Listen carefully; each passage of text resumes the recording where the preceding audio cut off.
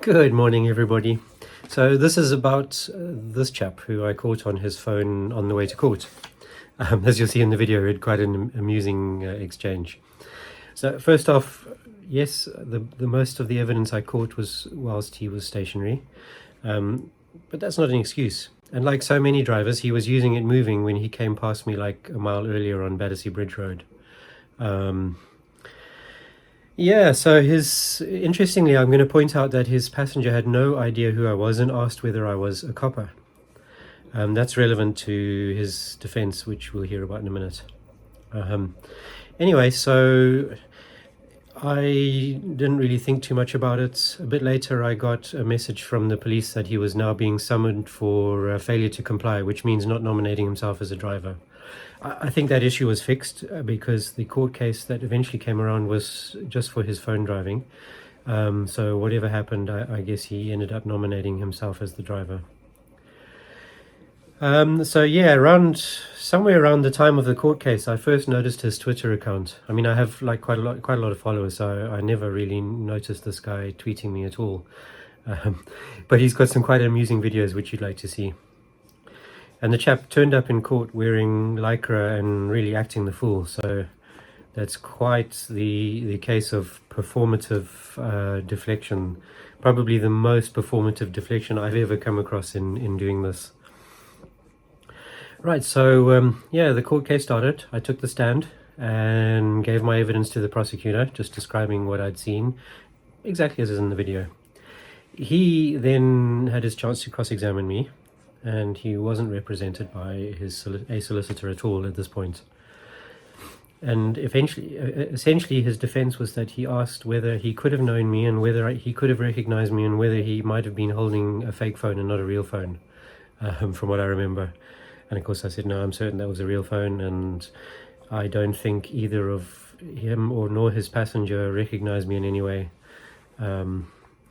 And that's kind of borne out, really, when we go back to look at the date his Twitter account was created, which was about a month after I caught him.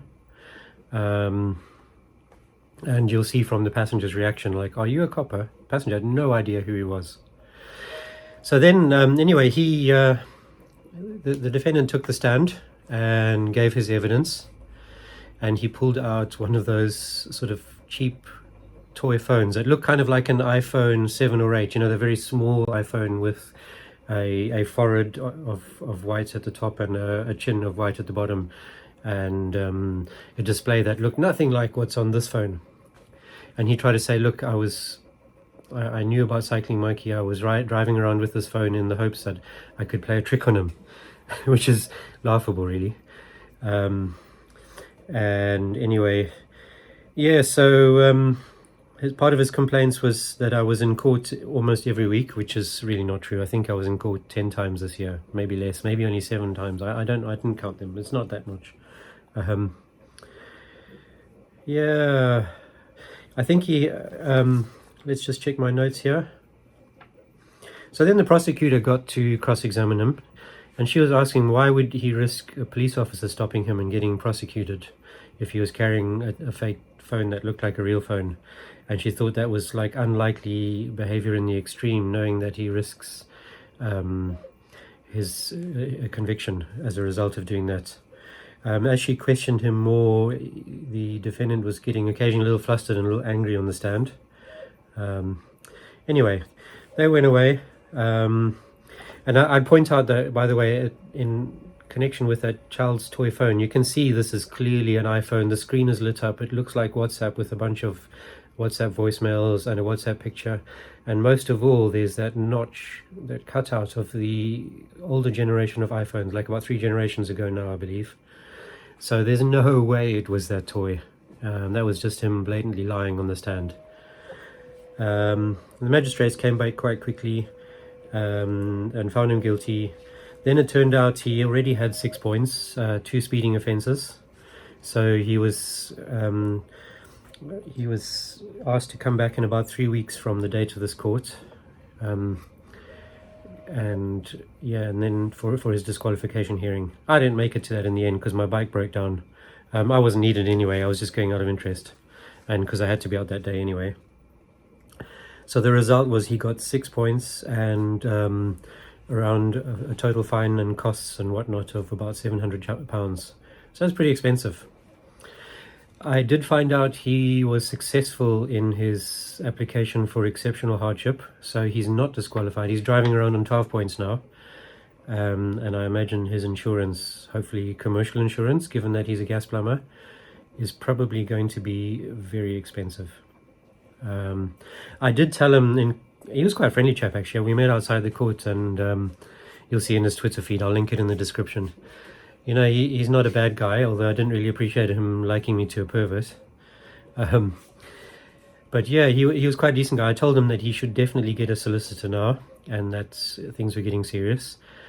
What else did I do? I also messaged him with the details for Shane Topley, who's also a gas plumber, who works in West London and uses e-bikes.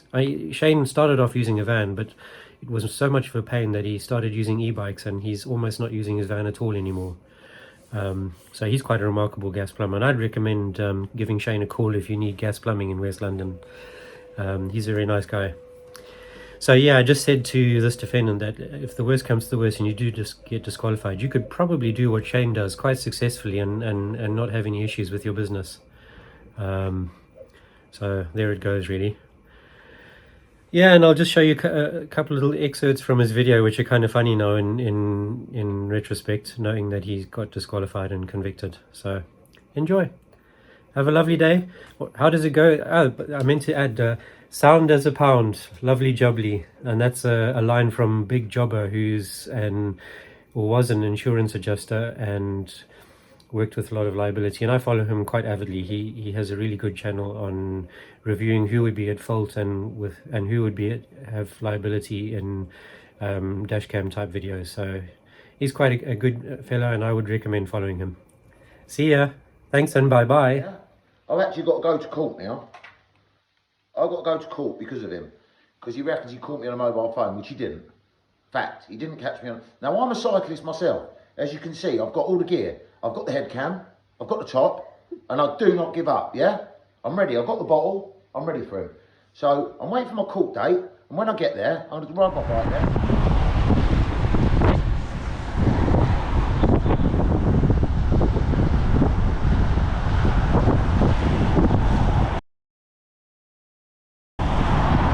He's holding a phone in his left hand, in an opened wallet case, if I wasn't mistaken.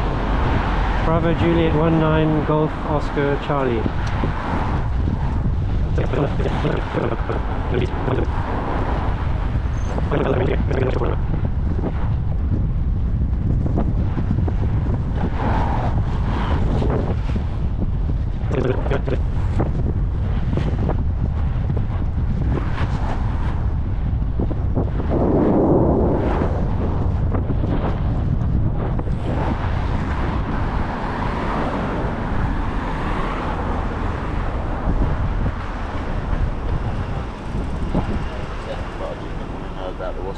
What are you doing on your phone there, mate?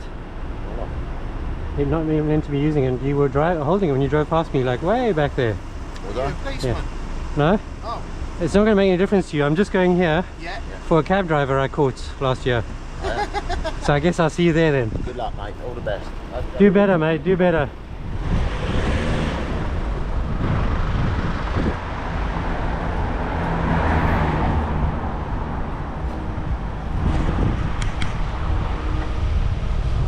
I do admire his composure. He's completely unthrown off.